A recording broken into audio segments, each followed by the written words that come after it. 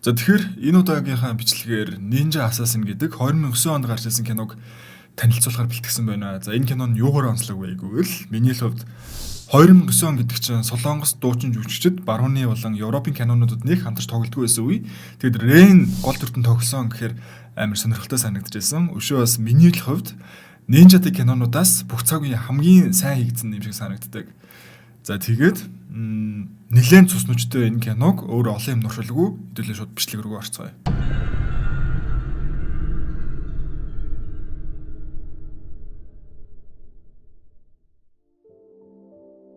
Киноман Якуза бүлгийн толгойлогч шивээс хийлгэж буугаар эхэлнэ.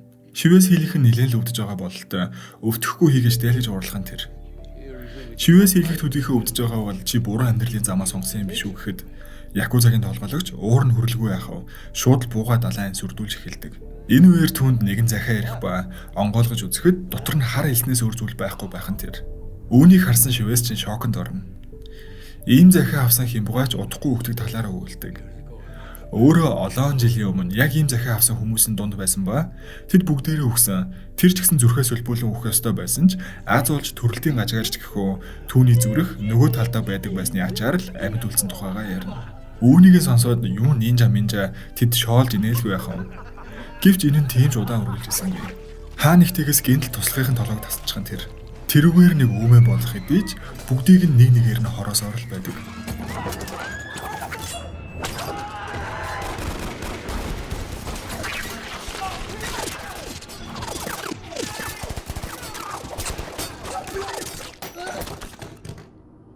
Эцэст нь Якузагийн толгойлогч хэрцгийгээр алуулна. Шивээс чи өвгөн ганцаараа үлдэхэд сүүдрээс гарч ирэх Ninja шивээс чи нэгч дуусгах нь тэр.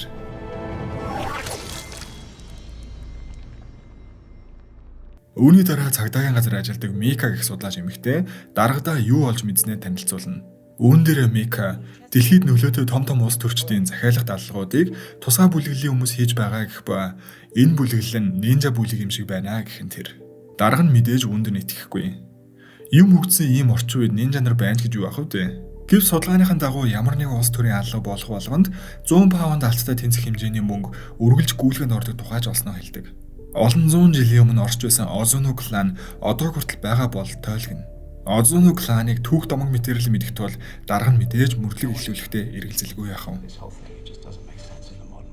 Угаалгын газар хувцас угаах энэ залууг Райзо гэдэг. Тэнд мөн хувцас угааж байсан эмэгтэй Райзогоос тусламж гооход төвшөөлгүй туслана. Эмэгтэй их л ийдэг дараахан мэт боловч Райзо түүнээс ингэж асуудаг. What clan are you from? What are you doing in Berlin? Өөрийн хэн болохоо баригдсан эмэгтэй шууд л дайрч эхлэх нь тэр. Энэ дуу чимээнээр сэрсэн угаалгын газрын эзэн тэр дайруул юу болж байгааг шалгахдал угаалгын машин дотроос эмэгтэй цус урсж байдаг. Райзо гэртээ ирэх бөгөөд тэрээр хүүхэд байх үеэс л бүрэн бэлтгэгдсэн Ninja юм. Тэрээр өнгөрснөө иргэнийг дурсах бөгөөд Озуну бүлэг нь өнчин хүүхдүүдийг багаас нүсгэн зүрх сэтгэлгүй алуурчд болгодог байсан юм. Энэ донд Райзоч мөн байсан. Өдөр бүрэл хүнд хэрцгий бэлтгэлийн дунд мастер нь тэдэнд үргэлжил хатуу хүчтэй нэг нь л энэ хурууд амьд үлдэх замтай гэж заана. Ядрах болгон өсгөө захирах нь юу ч биш. Та нар өөрсдийн биеэ бүрий эзэмшиж, биеэрээ урсгаж цусааж удирдах сурах ёстой гэж зааж үзүүлдэг. Өөрийн гарыг зүсэн хоромхон хугацаанд л идэвхжих нь тэр. And you must have a self. This is the power of the Ozunu clan. Ninja-гийн хүнд хүчээр бэлтгэлийн үеэр ямар нэг алдаа гарах төдийд л Райзог хэрцгийгээр шийтгдэг байсан юм.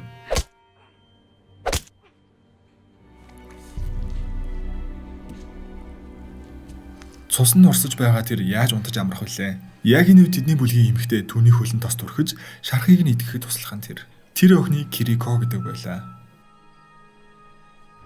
Райзо бүхэл төрлийн зэвсгийг төс эзэмсэн нэг. Ямар нэг тулаанд бэлдэж буул мэт.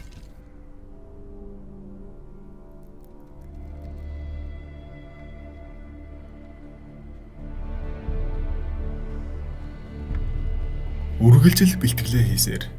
Энэ үеэр Мика өмнө нь Ninja бүлгэлийн тухай бичвэр бичиж байсан хүнийг ирс ирдэг. Тэр хүн нь бичвэрээсээ хойш удалгүй өгсөн бөгөөд энэ бүх ажил судалгааг нь хүмүүс онц авч хэлэлцээгүй юм.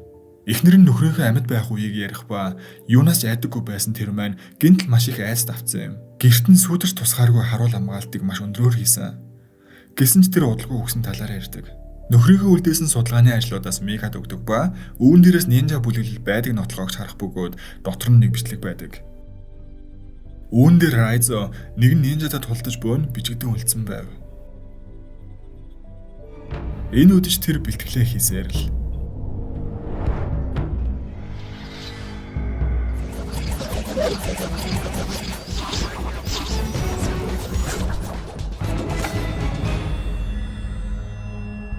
Райзодоо үргэлж өрсөлдөж эн тэнцүү үздэг нэгэн хүүхдийг Такашиг нь хэрцгий хүүтэн харцтай тэрээр нэгэн тулаандаа Райзог ялдаг. Мастер нь түүн дээр ирэн энэ бол өвдөлт биш.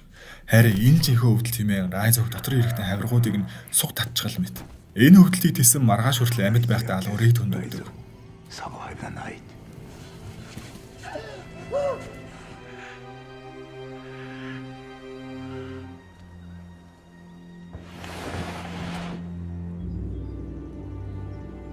Райзоч маш ихээр өвдөж зовж байсан ч эцэст нь өглөө хүртэл тиссэн юм.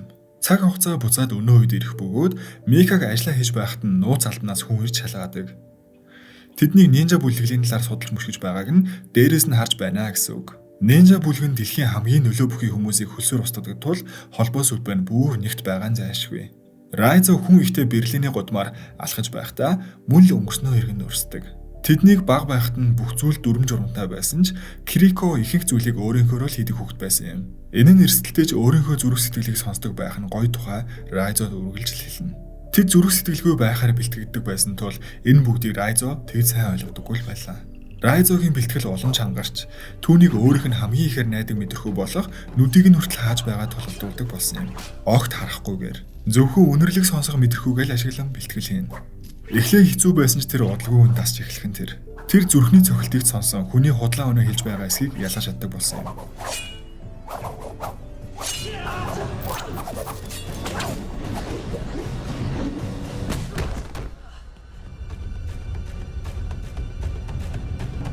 Маргааш нь Кирико өөрийн тулаандаа ялах бөгөөд өрсөлдөгчдөө ялагдлын амтыг амсуул хэмээн хутга өгөх хэдий ч Кирико татгалздаг. Үүнийг нь хариугч мастер нь тэр дариул өгнө. Өөрөө нөхрөө төсвөл ус ундаггүй олон өдрөөр хоригдох нь тэр. Райзол түнд санаа зовж баханч болов ус уулгаж байсан юм. Нэгэн удаа хар усан борооноор Кирико зүгтгэж оролцдог. Үүнийг мэдсэн Райзо түүнийг ятгаж үлдээх гэсэн боловч чадсангүй. Өөрийнхөө хүслээр амьдрмаар байгаагаа хэлэн Кирикоч зүгтгэн тэр.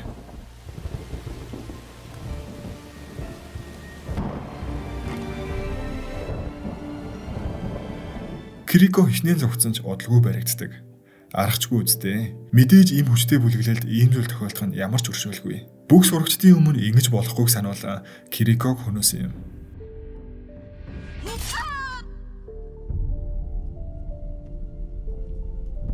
Цаг үе буцаад одоо хоёр шилжиж Райзоч өөрийн гэсэн мэдээллийн их үсвэртэй.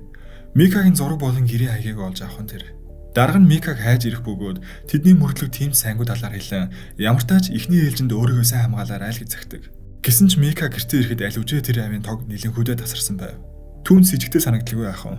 Тэр гэртээ ороход ямар нэг зүйл хөдлөөдөж байгаа мэт. Өрөөлөгөө ороход ширээн дээр нэгэн захиа ирсэн байх бөгөөд үүн дотор нь зөвхөн хар элсэл байдаг. Тэр даруул түүн рүү нинжа дайрах ба бас нэгэн нинжа түүнийг хамгаалах нь тэр. Мика хичнээн өөрийгөө хамгаалах гэж буудаж юм болсон ч юу ч өөрчилж чадахгүй.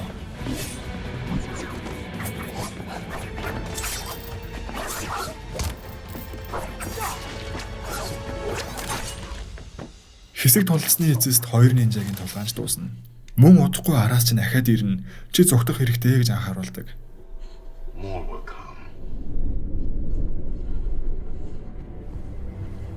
Сүдрээс гарч ирэх энэ нинжа Райзо байх нь тэр. Тэр Микаг хамгаалсан юм. They're coming. Араас нь бүр олон нинжа ирэхээс өмнө тэр зүгтцгаах ба Такаши энэ нинжа нарын тэр хүн байдаг. Run, little brother. Run. You think they're following us? They have our scent. Following our sin? Like dogs? No, like wolves. Мика түүнээс гайхаа асууна. Яагаад өөрийнхөө бүлэглэлийн эсрэг байгаа талаар. Райзо харин өмнөх үеэ дурсна. Тэрээр бэлтгэж дуусаад анхныхаа даалгавартаа гарсан юм. Мастер нь түүнд алтан цаг зүсэх хүнийг олж алаад цагийг нь авчрах даалгавар өгдөг. Даалгавраач эхлэн дорхнол түүнийг олно. Энэ том битэй залууг өчнөө хотголсон ч тэгж амар өгсөнгүй.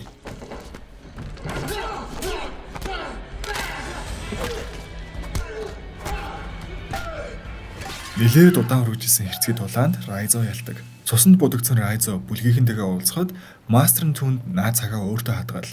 Миний чамд өгж байгаа бэлэг. Чиний сүүлчийн шалгуур бол манай бүлэглэлээс урвсан энэ урагчийг аалгана.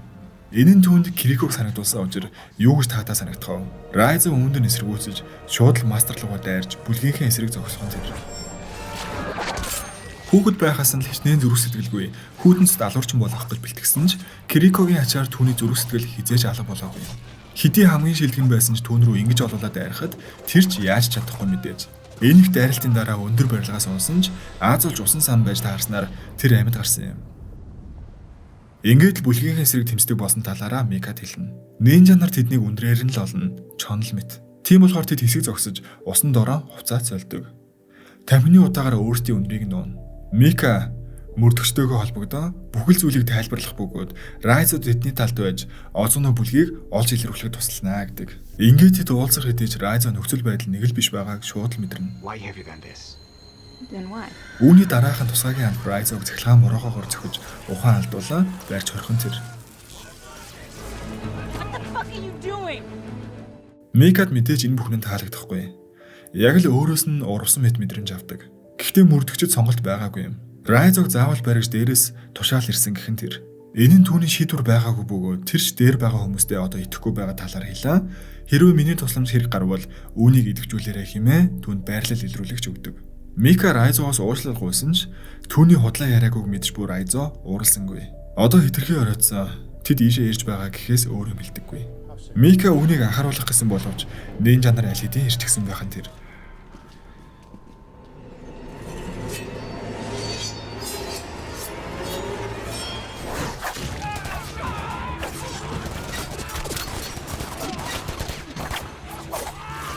Орчин үеийн өндөр технологиор бүрэн зэвсгэлсэн тусгаагийнхан ч тэдэнд юуж болохгүй нэг нэгээр өгцгэн. Мика энэ үеийг ашиглан Райзог арай гэж амжиж сулладаг.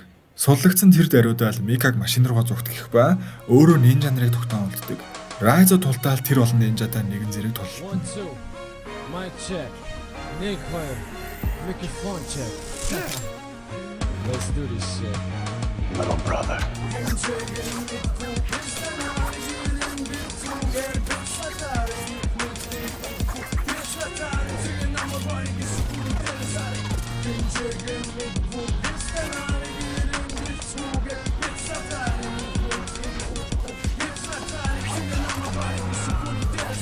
Some attitude is back with the move to rap. All these foolish shacks make me do the track. Then remove this rat taste, it's real with ads. All these whack ass clowns like Stalin's lads. Never last this man, trying to attack me back. But the facts will never learn to rap. Don't even wonder that y'all can beat me yet. This ain't the stain, the lane when you're slain and tame. Stay in your lane, that's what you had to do.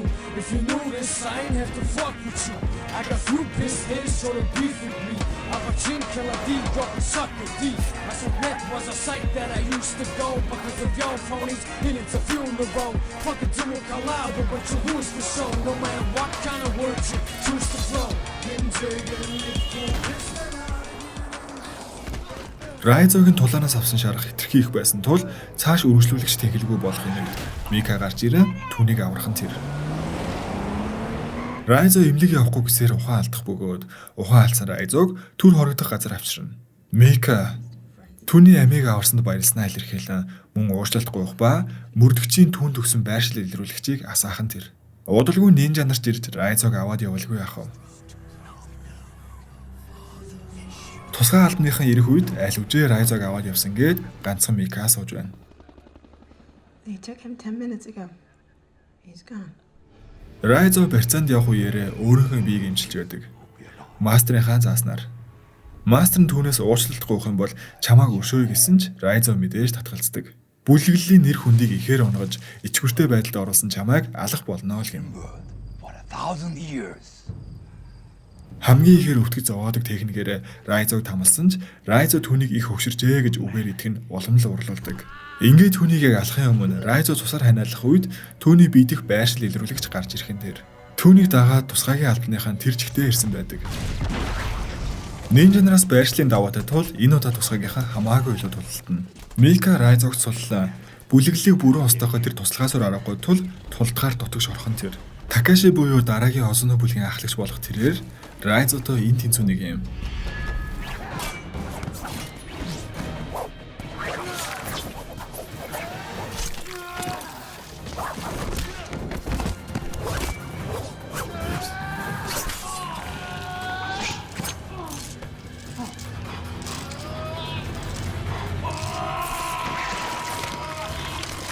Гэсэн ч Райзо амжилттай Кирикогийн өшөөг авч түүнийг алдаг. Хичнээн тэр бэртэж гимтэн цуснд будагдсан байгаа ч эцсийн тулгаан эхэлнэ. Нинжагийн бүх техникийг хамгийн өндөр түвшинд эзэмшсэн нэгний эсрэг.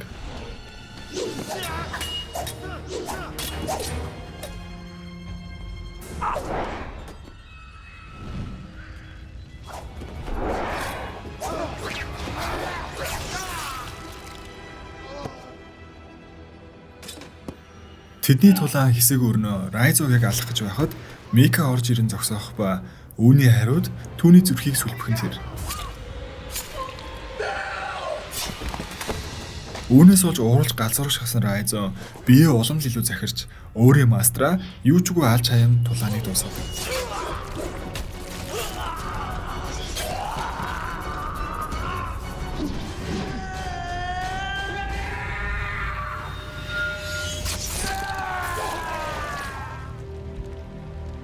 Зүрх рүүгээ сүлбүүлсэн Микаг Райзо тэр зүгээрээ гэх тэр. Иймч ч үүнийг нь гайхалгүй яах вэ? Ухаан орсон Мика өөрийгөө төрөлтийн гажгаар гэхүүн зүрх нь нөгөө талдаа байдаг болохыг хэлнэ. Иймхүү Озоно бүлэмнийг тэр чигт нь устгаж Райзо одоо л ирэх чөлөөтэй болж жинхэнэ утгаараа амьдарч эхлэх болсноор кино маань дуусна.